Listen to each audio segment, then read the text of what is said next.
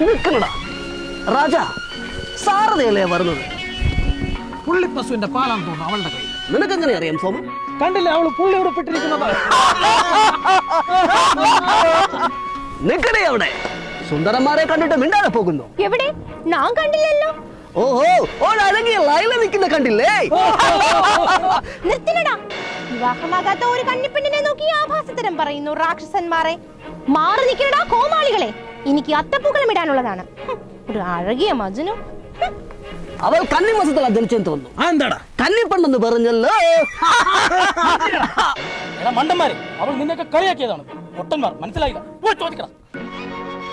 സാറേ, നീ വിൽക്കുന്ന പാലിൽ കള്ളത്തരം കാണിക്കുന്നുണ്ടെന്ന് നാട്ടിൽ പോയി ഞങ്ങൾ പറഞ്ഞു പറത്തട്ടെ. എന്റെ അച്ഛനെ എന്തെങ്കിലും പറഞ്ഞാൽ ഞാൻ സഹിക്കും. പക്ഷെ ഞാൻ വിൽക്കുന്ന പാലിനെ പറഞ്ഞാൽ അത് ഞാൻ സഹിക്കില്ല. എന്താ നിന്റെ പാലിന് കൊമ്പുണ്ടോ?